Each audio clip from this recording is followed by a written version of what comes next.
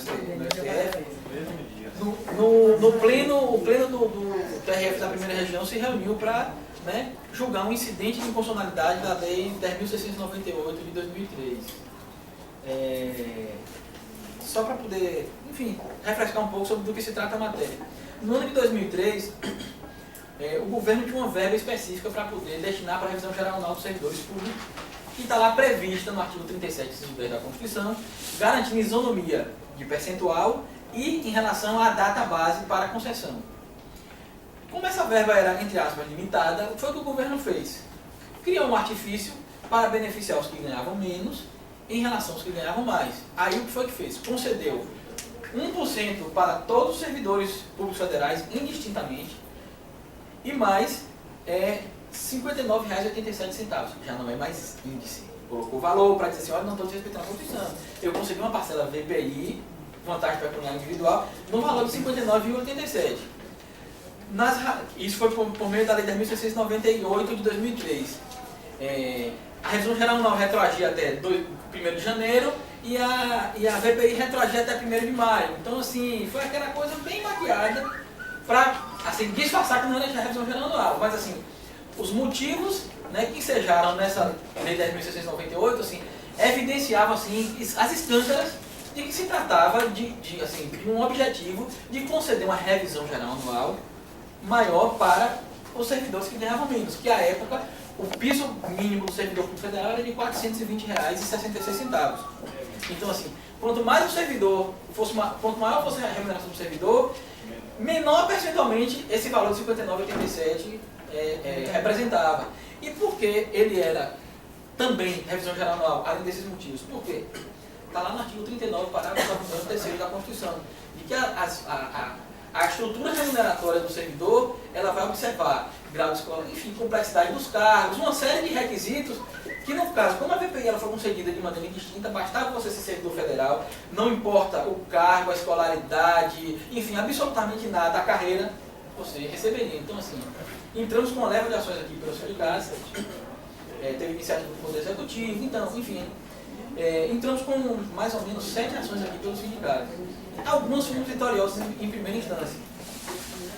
Fato é que, em segunda instância, o que foi que houve? A gente tinha um posicionamento contrário, aplicando a súmula 339, de que o judiciário não poderia, né, promover aumento de vencimento de servidor público sob fundamento de isonomia, embora não seja o caso. Quando a doutora Neuza foi para o tribunal, ela já estava lá, né? Ela passou a compor a segunda turma.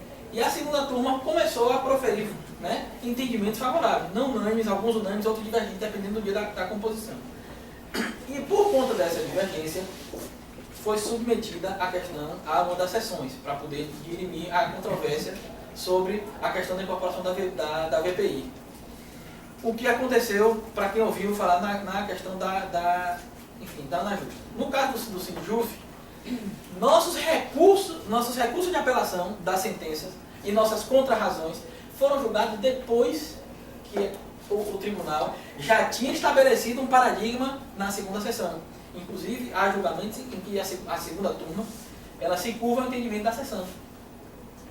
E aí, posteriormente a isso, foi suscitado o incidente de inconstitucionalidade da Lei 10.698 de 2003. Tem lá, né, tem que obedecer a cláusula de reserva de plenário, do artigo 97 da Constituição e está tudo direitinho. Enfim, foi suscitado e foi julgado no mesmo dia que foi julgado os quintos. E aí, né, foi reconhecida a inconstitucionalidade da lei. O que é que acontece? O Supremo, em diversas situações, já tinha manifestado que não havia repercussão geral na matéria. Inclusive que não era nem matéria constitucional, porque a gente está alegando, enfim, a inconstitucionalidade, na verdade, de uma lei ordinária, mas essa lei ordinária, enfim, ensejaria uma apreciação infraconstitucional que não seria competência do STF. Enfim, mas no frigir dos ovos, diante dessas decisões do Supremo... Não há nenhum RE, nenhum recurso extraordinário admitido no Supremo, nenhum. Zero, até hoje. Inclusive... Nenhuma decisão de mérito, nada, nem... Então, todos os REs que foram do Supremo foram inadmitidos. Inclusive recursos extraordinários do sindicato. Com essa questão agora, né, do Tribunal Regional Federal da Primeira Região, a questão muda o cenário. Ou seja, se o TRF da primeira reunião diz que é inconstitucional, de duas uma, ou o Supremo, que antes dizia que não tinha repercussão geral, vai mudar seu entendimento, vai reunir o plenário, mudar o entendimento e avocar para poder julgar, e me desculpem, fatalmente para poder passar a mão na cabeça da União, porque eu não acredito, sabe, enfim, na idoneidade jurídica, não é nem na capacidade não, mas na coerência jurídica do Supremo, não acredito. Basta a gente ver que os recursos ordinários estão lá, com repercussão geral, são todos, na sua maioria esmagadora, voltados para o interesse da União, porque os nossos não são não, nem sobem. Nem sobe. Então o que é que acontece? Provavelmente, diante dessa circunstância, o Supremo vai ter que apreciar a matéria. Pressão muito forte, pressão muito forte. Vai ter que ter pressão muito forte. Quando isso vai ser julgado, não se sabe. Ah, e se for julgado, como é que pode ser feito? Bom, se for julgado e sendo julgado favorável, o voto de doutora Neuza, quando ela estava na segunda turma, ela limitava essas diferenças até 2006, quando veio o plano de carreira de 2006. Isso teria sido absolvido, etc., tal qual ocorreu com os 28,86, que tiveram os planos em 93, salvo engano, e que supostamente teriam sido absolvidos. Fato, temos ações coletivas do sindicato já com trânsito em julgado. Assim, não sei exatamente quando, mas temos algumas. Com entendimento contrário. Poxa, por que isso? Porque a gente entrou com recurso especial, não foi admitido, agravo, não foi, foi negado o segmento. Recurso extraordinário, idem. Conversei ontem com o pessoal do escritório de Brasília a respeito da possibilidade de ação rescisória. Cabe? Não é aconselhável. Sugestão: ações individuais. Fato. Poxa, no GEF e na justiça ordinária, risco nas duas. Na justiça ordinária das custas, no GEF das custas em segunda instância, e o risco assim, que eu acho que é o maior de todos é 285A, que é a produção do GEF. 285A, qualquer que seja a tese. Fato. Então, assim, improcedência prima facie. Não manda nem citar a parte contrária. Já pega alguns precedentes lá que ele tem, nesse sentido. Coincidente. Né? E aí, enfim, é um risco muito grande que se corre de entrar no GEF por conta disso. O colega do Jack tem que julgar favoramente. Mas essa declaração de constitucionalidade do TRF, o processo não Rafael, era o Sinjufei. era Não, é de outra entidade. mesmo? Era de outra Era de entidade, outra era de entidade. outra entidade. Então, por isso que o senhor está sugerindo as ações individuais com base nesse Na precedente. verdade, o sindicato teria que fazer um filtro completo, ver quem está assim, contemplado nas ações que estão pendentes. Nós tínhamos uma ação de substituição ampla na 11ª vara, que havia sido julgada procedente em primeira instância. Vou ter de verificar exatamente como está a situação, se já tem certidão de trânsito julgado, enfim, se está com a grave para a subida do RE, a gente vai ter de verificar para ver quem não está contemplado para entrar com ação individual. Ponto. Só uma acréscimo, nesse incidente da inconstitucionalidade da lei, o Sindijuf, ele ingressou com um amicus curiae. Então, assim, os advogados do sindicato, inclusive, atuaram, fazendo sustentação oral, enfim. Com o grupo no WhatsApp dizendo, voto de fulano favorável, voto... Na verdade, existiu uma movimentação em relação a isso, uma parte, porque foi no mesmo dia do julgamento dos 15. Então, uma parte estava no Supremo, tropa, né? E outra parte estava lá no TRF. Né? Então, assim, a grande vantagem, você perguntar, poxa, excelente decisão, muito boa, mas a grande vantagem dessa decisão, desse incidente, é levar a matéria para o Supremo. Porque recursos extraordinários dos servidores não sobem, não tem jeito, não passa, não vai. Até o recurso da União, do Pode caso ser da vantagem ou não, né? Exatamente. Mas se o Supremo não aceitar, em tese o TRF da primeira reunião está vinculado, todo mundo que entrar, o TRF vai ter que dar. Então, assim, o Supremo vai aceitar. Até o recurso. É o RE com a repercussão geral. Isso. A partir daí, se ele toma uma decisão, todo mundo daqui para baixo tem que julgar igual. Até o RE da Ana Justa não foi admitido. Então, agora por uma questão processual, né? Enfim, um erro porque a gente não sabe... A apelação no processo deles foi julgada antes da primeira sessão estabelecer o paradigma contrário, então isso ele foi beneficiado. E a AGU, na verdade, o que aconteceu? Tinha a decisão, o acórdão, na decisão do Ana Justa, estou me referindo ao processo da Ana Justa. O acórdão tinha 2 capítulos, o capítulo principal e honorários. Certo? No capítulo de honorários, eles foram vencedores. Então o que aconteceu? Como tinha reforma por maioria, caberia embargos infringentes da parte não unânime.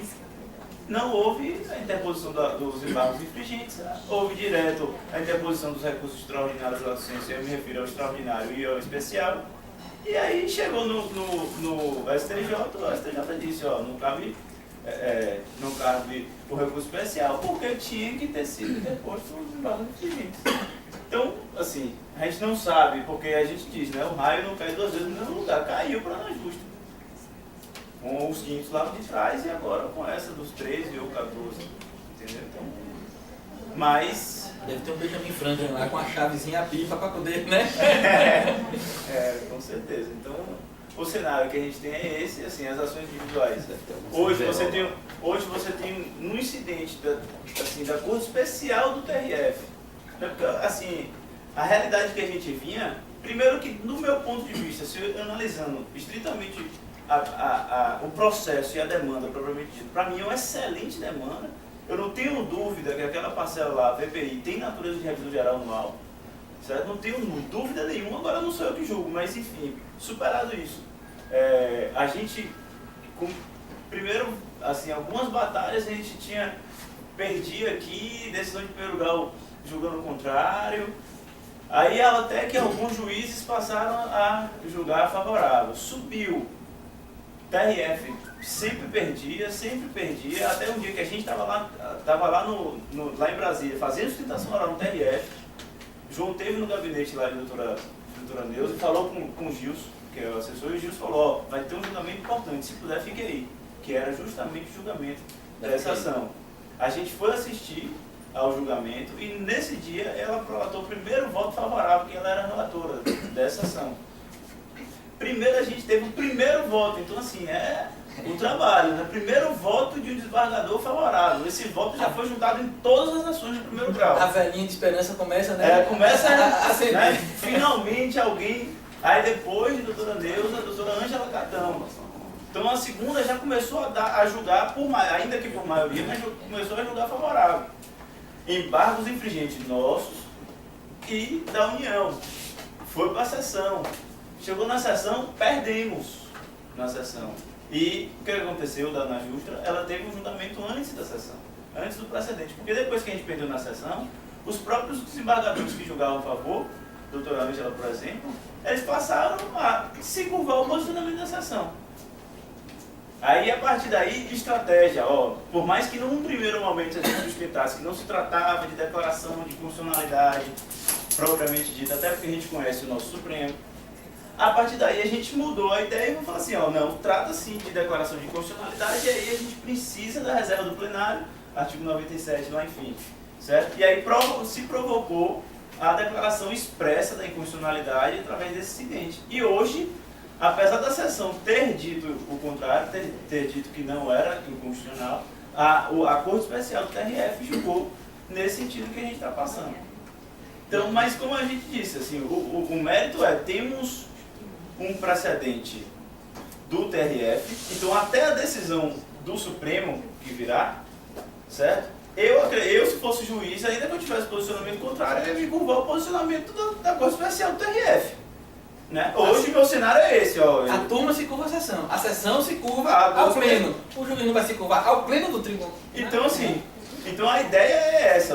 Assim, por um lado, você tem aquela questão assim, teve muita gente, por exemplo, só voltando ao quinto, teve muita gente que recebeu o retroativo porque o Supremo não tinha julgado. Então pode ser que tenha muita gente que receba os 14 porque o Supremo ainda não julgou. Então, valendo hoje essa decisão da Corte Especial, assim, me parece que a ideia é a gente tentar pensar numa estratégia. Há também reflexões acerca das decisões administrativas do TRT e do TST para poder tentar ver se consegue, mas isso é muito difícil, né? Para poder tentar ampliar, já que é uma carreira única, enfim, aquelas coisas todas.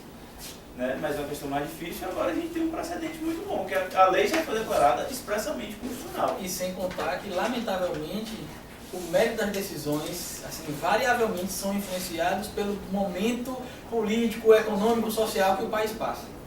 Isso aí a gente não, assim, não tem nenhuma dúvida. Pode ser que, podia ser que a ação dos quintos, se fosse julgada daqui a, sei lá, 3, 4 anos, o Brasil tivesse uma outra situação econômica, fosse favorável, isso aí ia bater uma martelo em cima da situação que já estaria há décadas e pronto. Em relação à VPI, pode ser que seja a mesma coisa, que o Supremo leve, sei lá, 10 anos para poder inclusive, julgar. Passando por isso que o João está dizendo, quando falou assim, ó, pautou o processo dos quintos, que a gente viu o contexto político, jurídico, econômico, social que a gente está vivendo, a ideia, a estratégia era vamos tentar a todo custo tirar de pauta isso. Tinha servidor que era, não, vamos apressar, a gente botar a mão na cabeça, pelo amor de Deus, não, vamos tirar de pauta. A ideia agora é tirar de pauta. Entendeu? Então assim, chegou lá na frente, aí conseguiu a primeira vitória, que Gilmar não foi para aquela primeira sessão que tinha sido faltado. Mas depois, enfim, aconteceu o julgamento e aí a gente vai ver qual vai ser a repercussão dessa decisão para os servidores de modo geral. Mas a ideia basicamente assim, dos fatos e das questões processuais que envolveram essas duas demandas são essas, assim, que está apresentada. Em relação a quintos é uma incerteza, em relação a 13 ou 14 há uma decisão que tem certeza que há uma decisão do TRF em curso especial, né, boa pra gente, só que o grande mérito dessa decisão é levar a matéria para uma corte que é completamente influenciada do ponto de vista político. Fazendo analogia com a medicina, a VPI é um paciente em estado estável e os 15 é um paciente em estado gravíssimo. Alguma pergunta mais? Mais uma pergunta? Certo, então parece que ficou certo o quê, pessoal? Então, pelo que eu vi aqui, ficou certo. Vai haver os partidos dirigentes, Isso. CF, e com relação aos 13, que tipo de pressão de...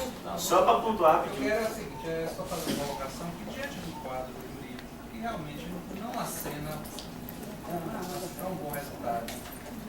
Né? A gente também tem que trabalhar dentro de uma perspectiva negativa e se programar para isso. E eu acho que dentro desse quadro também agrega força à luta política. A gente tem que começar a fortalecer a categoria novamente para poder fazer frente a essa situação e a outras, porque isso aí abre um precedente de colocar o servidor no matadouro. A gente está aí no matadouro mesmo, a caminho de degola total. Então isso que a gente tem que começar a apagar antigos ressentimentos, erros e equívocos foram cometidos dentro do movimento sindical, sim, como todo no geral. A gente precisa rever essa situação, começar um grupo fraco mesmo, mais coeso, e tentando fortalecer, criando uma célula virtuosa, porque o que se estabeleceu e que se gerou essa separação total, esse enfraquecimento do movimento, foi que a gente deu ensejo a uma série de situações que possibilitaram a separação dos colegas mesmo, o enfraquecimento da categoria. Então a gente tem que passar uma borracha nisso aí e tentar fortalecer a categoria para lutar contra as próximas investidas do governo, que é o nosso padrão. E talvez assim, só assim, por mais que a gente se limite a questões jurídicas, assim, se do ponto de vista jurídico o momento é péssimo, em relação a essa união, para mim parece que do ponto de vista político vocês se unirem, o momento talvez seja muito bom, né? Que é um momento que a sociedade está toda pressionando, talvez de fato seja a hora de pressionar mesmo, de lutar por tudo aquilo que até talvez a modificação da forma como os ministros das cortes superiores, vocês teriam que ter, assim, influenciar também nessa participação de eleição de quem vai ser o ministro do Supremo, senão... Só para vocês terem ideia, eu tenho amigos que são da AGU e tudo mais, e um deles até acompanha um grupo que se reúne lá em Brasília, e quando tem essas questões assim, que vai apertar para o governo, ele já diz, não, isso aí a gente vai resolver, já conversou e tal. Então, assim, a luta é altamente desleal, é muito desleal. Brigar judicialmente contra a administração pública Ainda mais na era PT, né? Era esquerda. Os caras compraram todo mundo, Petrobras, Cerveró, Supremó, e aí vai. Supremó. O cenário é esse mesmo. E agora? Bom, então, Só uma coisa. Bolsa Família. Os impactos infringentes serão depois pela parte do processo, né? Tudo bem. Então é isso, pessoal. Mais alguma pergunta? Não. Sobre... Então aí a gente vai continuar na Assembleia, já passando para as suas práticas. Pedir a João com flexibilidade nessa análise para ver Dessa primeira fase, né? das pessoas em atuações individuais. Entendi. Eu peço a minha do juiz, só para levantar o rol de substituídos em cada uma das ações, o estágio em que elas se encontram, daquilo ali faz um filtro agora. Vai se fazer o filtro vendo quem daquelas relações ainda é sindicalizado ou não. Lembrando que o sindicato tem legitimação extraordinária. Sim. Né? Mas Então assim- ele representa toda a categoria. Mas a gente já entrou, já A gente entrou com discussão ampla. E eu apenas acho que essa lá em cima já transitou em julgado. Claro que é bom todo mundo se Então assim, se a gente... lembrar que a Constituição está Entenda. acima, né? Não, com substituição ampla a gente já entrou. Ponto. Se essa já transitou em julgado, não cabe a gente entrar com outra. Certo. Aí tem que ser demanda individual, entendeu? Ah, entendi. Agora, as ações que estão com rolos específicos de servidores, se ainda não transitou em julgado, não justifica o servidor entrar individualmente, entendeu? Mas assim, outra ação ampla para todo mundo, não tem como. Tem um transitado em julgado ou não. Aqui tem ficha de filiação, porque não posso sindicalizado ainda. Cláudio, você pega aqui, por favor. Quem não é sindicalizado ainda aqui? Tem alguém aqui que não é sindicalizado? Mas vai com a ficha de filiação. Naquele quadro, né? Teve um muito pouco de filiação. A ficha crônica para quem não é sindicalizado. Acho importante fortalecer o sindicato para essa hora da luta política. Então vamos partir agora para avaliações com encaminhamentos práticos para a gente decidir o que fazer. Tem proposta já para a gente atuar com relação. Não dá para falar com o Francisco? Então, tá tranquilo? Perguntei sobre aquela questão que o doutor falou aqui, mas ela chegou depois. Então, nós temos aqui fazer a proposta, né, de encaminhamento para a gente atuar, né, politicamente nesse momento, nessa onda, né, que nós não podemos ficar atrás disso aí, não podemos ser omissos nessa situação. E o que está por volta foi felicíssimo. Estamos na degola. E pior, não estamos a caminho, não. Já começou a degola. Já começou. Então, os colegas já que são subdelegados, porque tem 20 pessoas, não no Distrito Federal, mas tem pessoas pelo Itaú, que receberam os que são por menos 5 anos. Então, eles já estão sendo degolados. Então, pessoal, a degola já começou. Aí a questão é assim, aí a gente vai partir do nada, ou a gente vai ficar sentadinho, esperando que a degola chegue até nós. E vai chegar. Não se iludam. Vai chegar. A estabilidade nossa, vamos perder. Vamos perder a estabilidade. Pensem nisso. Então está aberta as falas, quem quiser colocar aqui uma avaliação e proposta já para a gente fazer. Já semana, já agora. Depois da semana, depois do vinho, descansar, partir para a luta. Está aberto. Eu não sei se como é que está, em que está o trabalho de avaliação. Isso se multiplique por todos os sindicatos, mas que em relação ao nosso sindicato, aquele trabalho que a gente sugeriu de verificar em logo quantos servidores efetivos da casa estão trabalhando e a quantidade de processos, seja no administrativo, seja no processual, menos no civil, na penal e nas execuções fiscais, para que se possa ter esse comitê de qualidade de vida, possa também ter um quadro verdadeiro do que está acontecendo. Sobre adoecimento? Sobre tudo, porque, por exemplo, se você for hoje em uma vara, quantos servidores efetivos estão trabalhando hoje? Quantos processos estão tramitando? Qual atividade cada um exerce? Quantos estagiários existem? Então, eu acho que esse tipo de levantamento precisa vir a público, para o nosso público, para o público em geral, para que haja para que se estude estratégia, para que se justifique. Porque o que a gente verifica é, servidor adoece... Só um minutinho, a gente pode liberar então? Pode sim. Servidor... Obrigada. Servidor adoece, tira férias, não há como repor. E a carga de trabalho é a mesma, as metas continuam sendo estabelecidas, as cobranças continuam sendo feitas, e a gente está nessa situação. E ainda, por cima de tudo isso, tomando porrada, como é que está tomando uma atrás da outra, eu não sei como a gente vai continuar. Né? qualidade de vida e trabalho a gente está tendo aqui no Dorival. É o seguinte, eu tive numa reunião dos servidores públicos federais de Salvador, da Bahia, e ficaram de marcar uma nova reunião após a Semana Santa. Ficaram de me mandar pelo WhatsApp as propostas da reunião, mas por incrível que pareça, eu até quis anotar, mas ele falou, não se preocupe não, que eu mando pelo WhatsApp. Até agora não chegou. Que ele ficou de criar o grupo e até agora não criou. Você até cobrou. Criou, não, meu nome não tá, mas criou, eu tô no grupo. Não botou meu nome. E meu nome está lá na lista. Eu tô no grupo. Então, por favor, depois você me manda. E tem uma próxima reunião depois da Semana Santa para a gente organizar a luta aqui na Bahia. A outra questão é a que Walter colocou. Eu, pessoalmente, assinei ofício para a administração pedindo para informar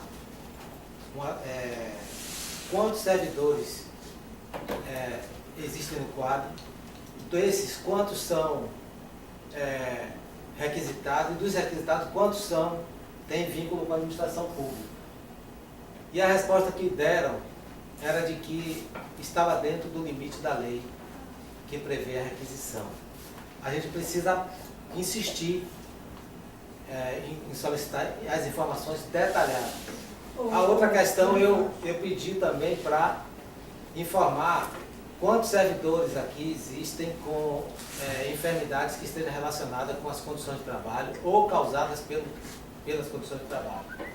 E me informaram que o Plano Social não tem como fazer esse levantamento. Essas informações Tá? podem ser obtidas pelo próprio sindicato, em loco, indo em cada vara, em cada unidade, fazendo esse tipo de verificação e fazendo as suas publicações. Se estão 100% de acordo com a verdade ou não, só se pode saber disso se a administração disser, olha, se a administração se calar, porque o que vocês estão falando, o que vocês verificarem logo é verdade. Se a administração não concordar, ela vai dizer não, esses dados não são reais, porque, aí ele vai dizer por quê, por isso, por aquilo. Inclusive, Walter, eu já tinha conversado com o Batista sobre essa ideia, não foi, Batista? Foi. De sair, passar nas varas para poder... Dorival, e além disso, se você entrar no site do tribunal, na página da transparência, tem todo o servidor com toda a condição de cada um. Requisitado, com vínculo, sem vínculo, cada comissão. Está no site para todo mundo ver. E outra coisa, Dorival, tem aqui na resolução do TRF que os cargos em comissão estão ligados à atribuição, direção, chefia e assessoramento. Isso é derrubado completamente, porque lá na minha vara, por exemplo, todos esses cargos, coisa de diz que é motorista, entendeu?